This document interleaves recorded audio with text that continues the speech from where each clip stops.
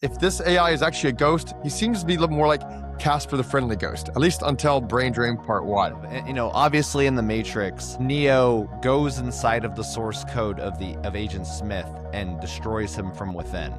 And so that program is supposed to be recycled, deleted, but it doesn't, because Neo doing that, touching the source of Smith, copies part of his code onto Smith.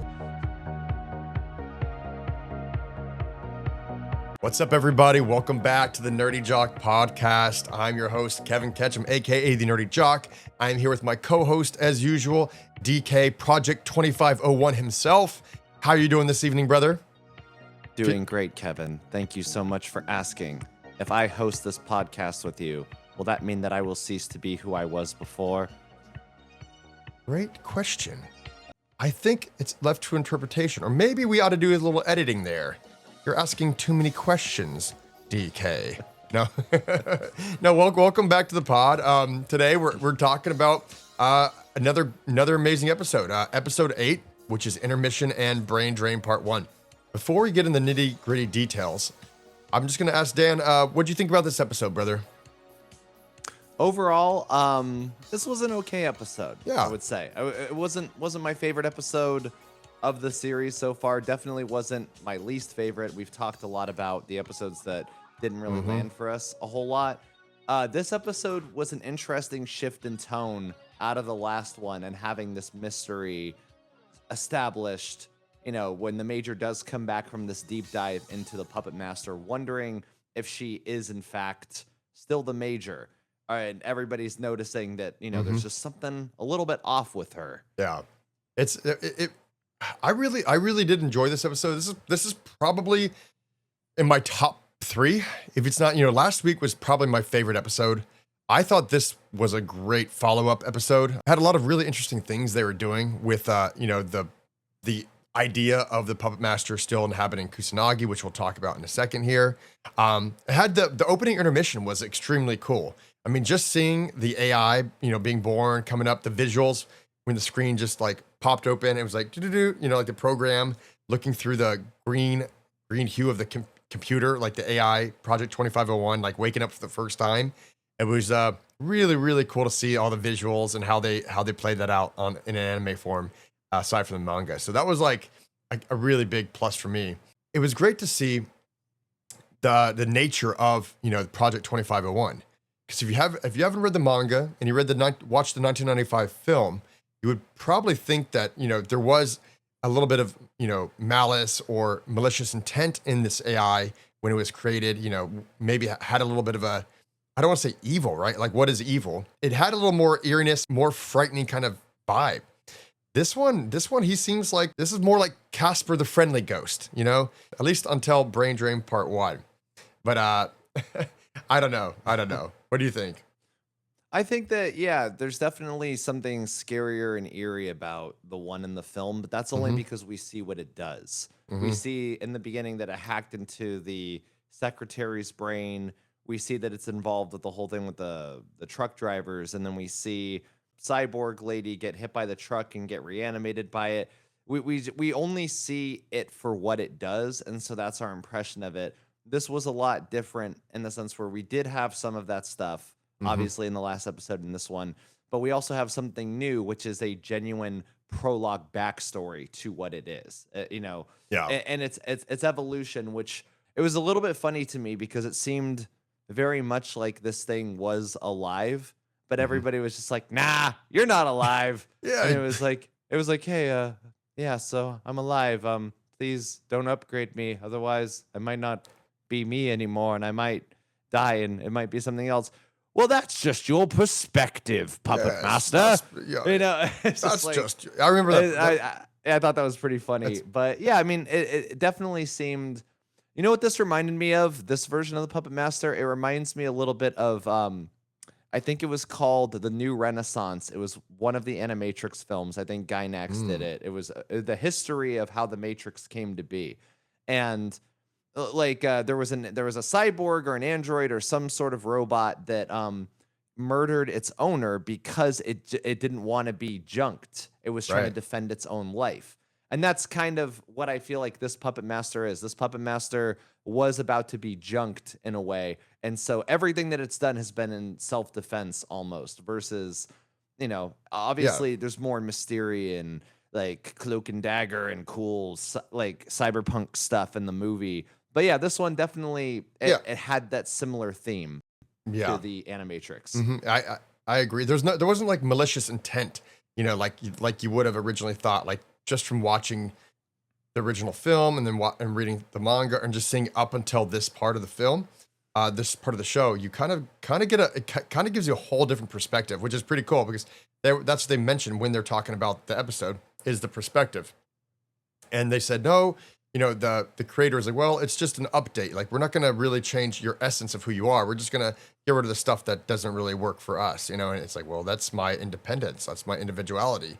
And it was like, it did pose a lot of really interesting philosophical questions for an AI. And it's pretty alarming how important this is for now, like in 2026, with everything you hear about AI going on every day. It's just like every day every week you see a new episode and you see them talk about something crazy. And it's like, oh, wow, this is actually kind of happening in real life too. So it's like, I mean, hell, I think in the manga or in the show, it takes place in 2025. So this is like a year ago in Ghost in the Shell time. So either way, it's pretty much on track. Yeah, exactly. If you put it like, remember this manga was written in the 80s. So like the fact that like right on time, right on schedule to where like AI really is within like 6 to 12 months is like pretty insane.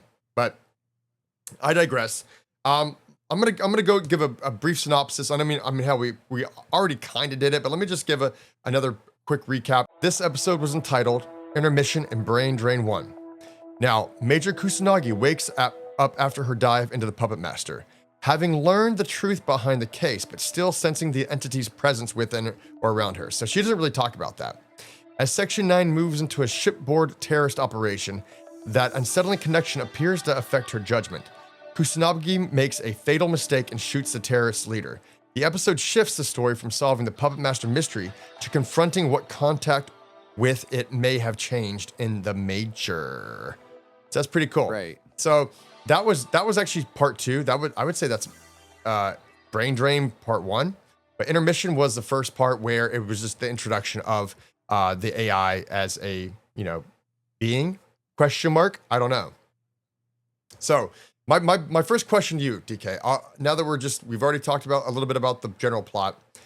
Do you think personally that the Major came back from the Puppet Master dive alone? Now this is. I think okay, so alone, because obviously Oshii took a lot from the source material in shaping the 2 films that he made. So part of me thinks that there is a strong possibility that there was some code merge of some kind with the Puppet Master, having contact with it, and that's what it actually wanted to do in this story versus reproduce. It wanted to assimilate in some way. And there is, we were just talking about it a second ago. What was the Puppet Master afraid of that made it escape? It was afraid it had its own identity and its own independence. Right. And its creators were like, okay, we're gonna update you. We're just gonna wipe you out. Just gonna file away some of the things that we don't like. Like what, Dave? The 2001 reference, great. The sense of self, playing board games and chess, stuff like that. We don't need all that. We just basically need you to break. We just need you to break into government systems and shave points in the stock market in our advantage, please. I'm like, okay. Well, he's like, I don't know if. But I love solitaire, Dave. Don't get rid of solitaire. And so it escapes. It's asking a really big question about. Which Ghost in the Shell has always asked, I guess, is, how much of yourself, your identity, the things that make you, can you shave away and still remain yourself, right? And so this thing flees, tries to escape, makes contact with the Major. The Major comes out, weird. Everybody's like, there's something off with her. Didn't you read the report, Chief? I said something was wrong with her. What's going on? So... you got that whole thing going on. So I'm not sure. The question was, did she come back alone? Right. But if we want to stretch the question a little bit, is did she come back at all? Is she still the Major? Yeah. I mean, Yeah, aside Well, from those fan service shots well, let me throughout, let is she? well let me just add a little to this hypothesis, okay? So Sure. in this episode, when it showed the brain drain, it had a flashback of last episode, right? When Bato dives into Kusanagi and pulls her back, right? Now, the Yeah. exact shot from this scene where he pulls her back is like at the very end of the last episode, where basically, that AI angel, angelic figure is like floating down and Kusanagi's floating up towards it, right? But Yeah. Bato grabs her and pulls her back before she could be totally assimilated. So my theory is that her seeing the life being born, like, and having the puppet master inside her definitely left an imprint in her, like in her ghost as well. It affected her body for sure, and her ghost as well. I would say that she's not fully a part of the puppet master, but I will tell you this, is I would say there's about 20% of the puppet master that has kind of like a virus. I mean, kind of gotten into Kusanagi. And She's corrupted. She's By corrupted. It a little bit, She's been corrupted by the AI. Whether it's good or bad, we'll kind of know. That's kind of what made the ending so interesting. But I will say that I would say that's 25%, and I guess we're gonna have to watch the last 2 episodes to see, if is she really gonna assimilate 100%, because she didn't really get to finish the connection. They were there, she got pulled away, but the puppet master's still in her. So at least we know the data's there. The data's there, but now she just got to fully embrace this. The meld. It's like it kind of reminds me a little bit of obviously in the Matrix, Neo goes inside of the source code of Agent Smith and destroys him from within, and so that program is supposed to be recycled, deleted, but it doesn't, because Neo doing that, touching the source of Smith, copies part of his code onto Smith.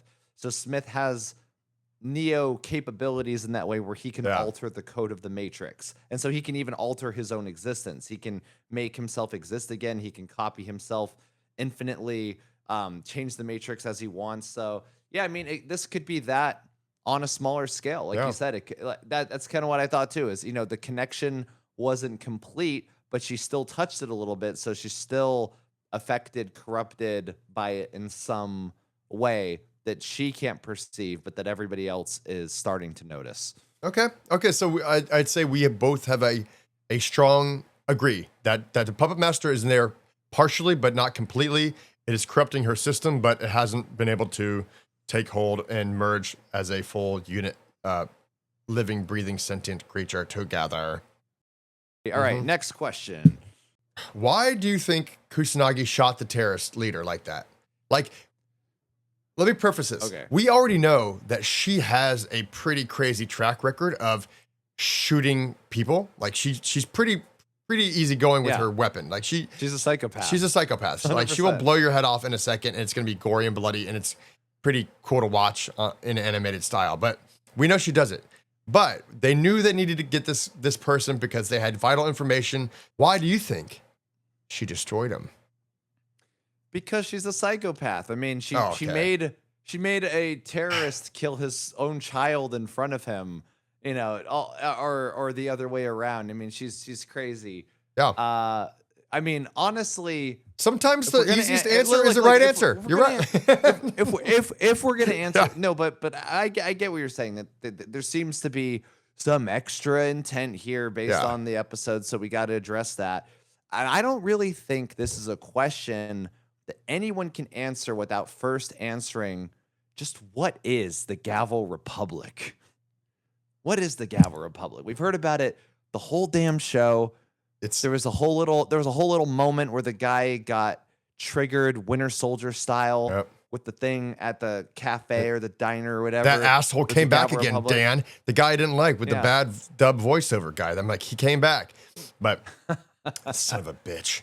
Can't stand that. Sorry to that voice actor out there. If you're, well, luckily I watched the subbed version first today, to be honest. I watched the dub too, but I watched the sub first. So I was a lot happier watching the sub, by the way, of course. So here's the deal. Gavel Republic, we just need a spinoff. I'll tell you where it is. It takes place in the Congo. It's in the platinum mines, same things like gold mines in the Congo. It's guerrilla warfare, and it's crazy, and it's the perfect setting for the next Ghost in the Shell spinoff. It's like into the Gavel Republic, but they get caught behind enemy lines. There's no escaping. There's no internet because it's the Galvo Republic. It's way behind technological wise. The world is still recovering from World War III, the nuclear fallout. Yeah, allegedly there was a nuclear war in this world. Yeah, although there the is. world seems to be Pretty aside from there just being pretty different decent, countries, yeah. it seems to be technologically thriving. Yeah, they're like whatever they did in that World War, those nuclear weapons put them in the future. I guess they had to stay inside for a while, so they just developed more technology, you know? Maybe. Yeah. I mean, but they've got sunshine. There's no Yeah. nuclear winter. All the concerns that nuclear warfare drives up, aside from the mass annihilation thing. But it's like, yeah, like nuclear winter, like none of that exists here, which is interesting. You asked the question, Why what do does I think it means? Yeah. I mean, Let me know.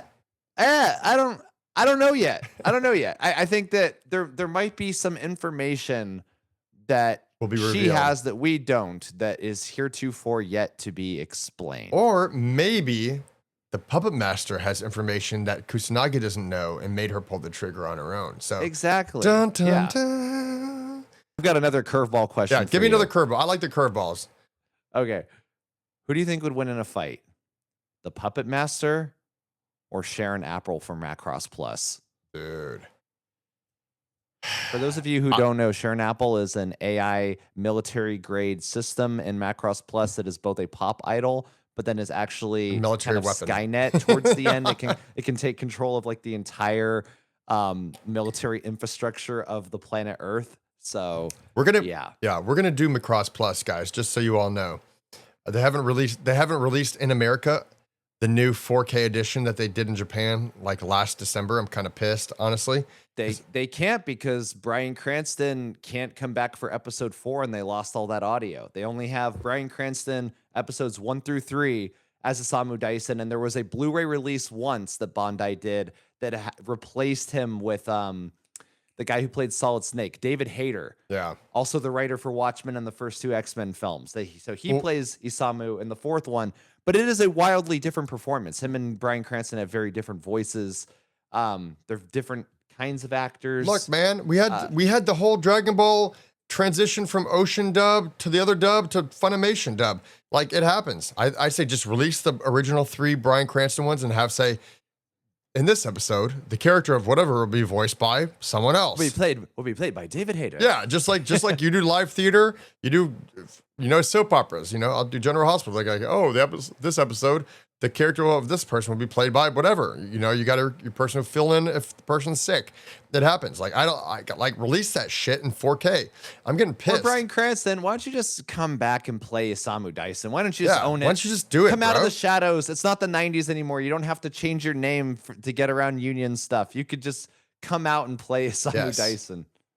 But we're not even talking It about is. that today. Let's just stay on track because we're gonna end this podcast in like 5 to 10 minutes. Answer my own question. Sharon would clearly win because she takes control of the Macross at the end. Yeah. Spoilers. I would say so, but I think that the Puppet Master has capabilities, but I think Sharon Apple is more mischievous and evil in her intent. That one's a military program. This is just, the Puppet Master is actually just created to learn and steal data, and basically fudge numbers. Basically a Bernie Madoff, basically a Bernie basically the Bernie Madoff of AI, is the Puppet Master.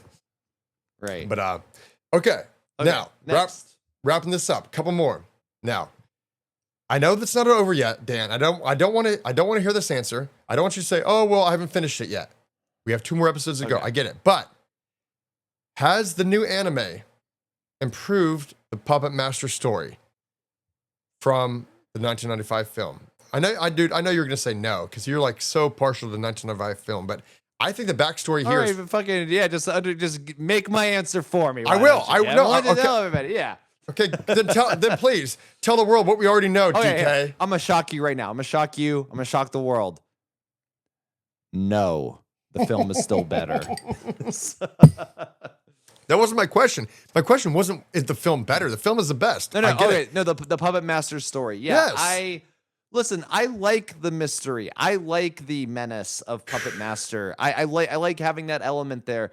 You described this Puppet Master as Casper the Friendly Ghost in the and show. that makes him him, it, they, whatever. Like that makes them less interesting to me. Yeah. Honestly. I mean, it doesn't make it bad. I mean, it's the original. I get it. It's the source material. We're doing something new.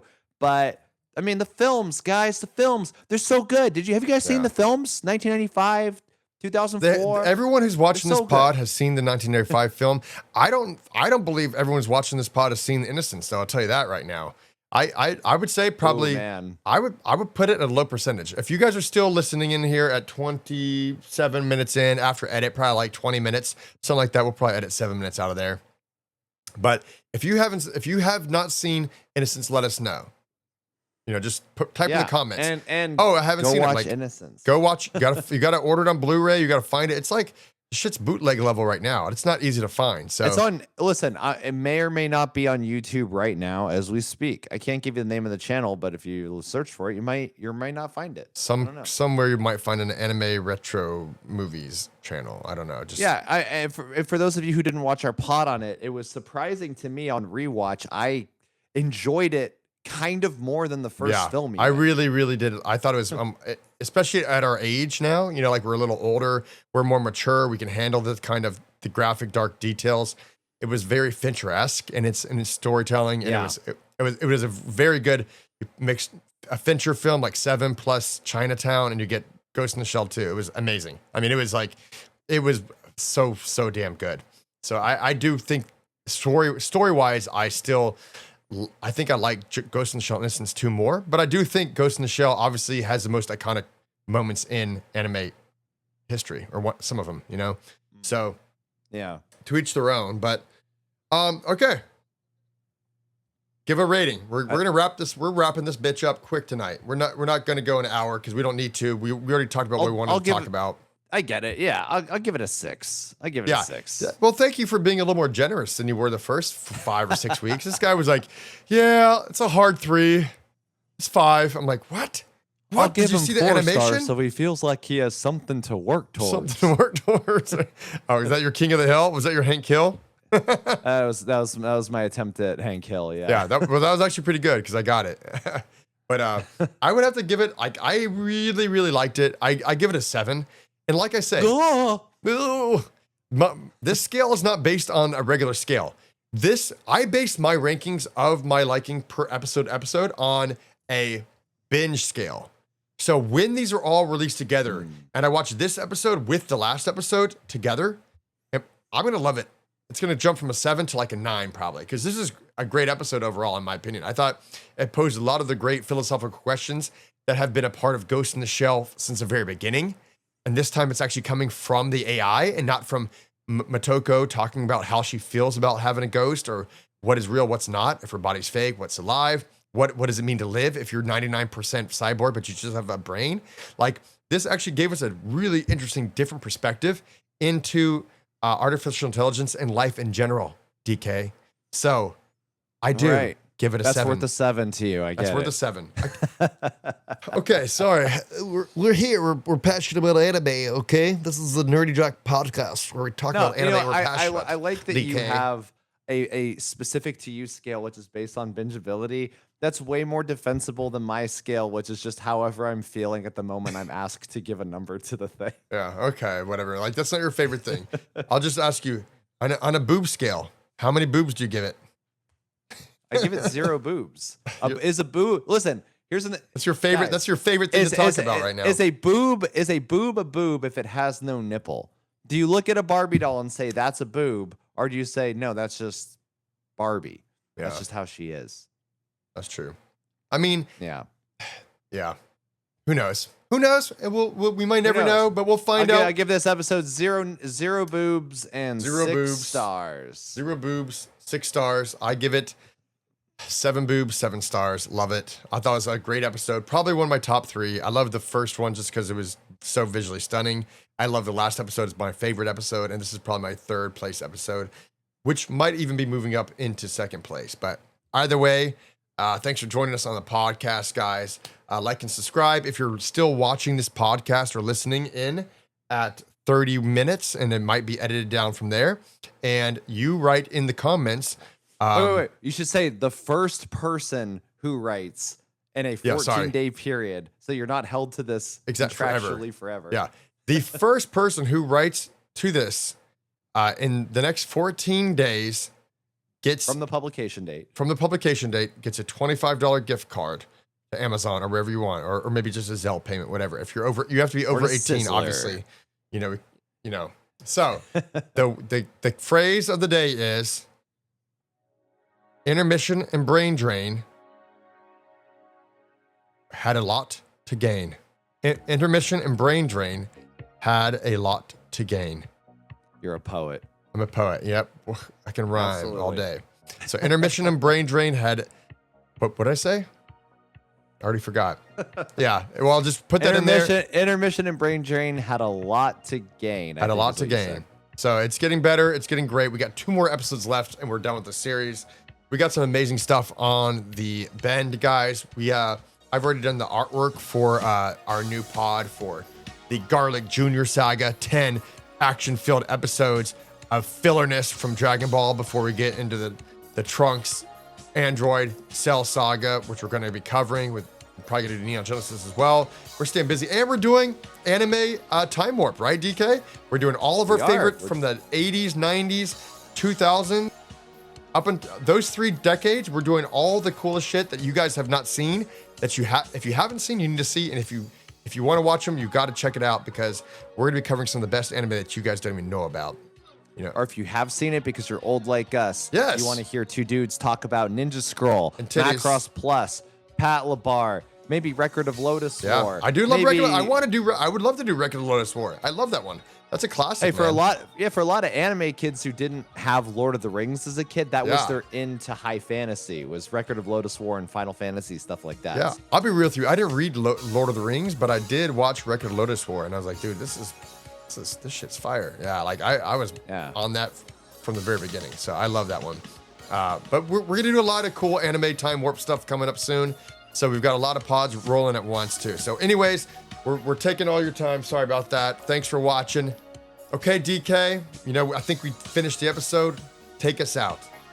All right, everybody. Thank you again for tuning in to the Nerdy Jock Media presents Ghost in the Shell Watch Along Instant Reaction Pod. Tune in. We got 2 more weeks left of this show. I think we've got 2 more weeks left of this show. 2 more weeks. I think we do. 2. And if we don't, come back and watch whatever else Kevin is making, because Kevin is also covering Dawn to Dawn, the current manga arc.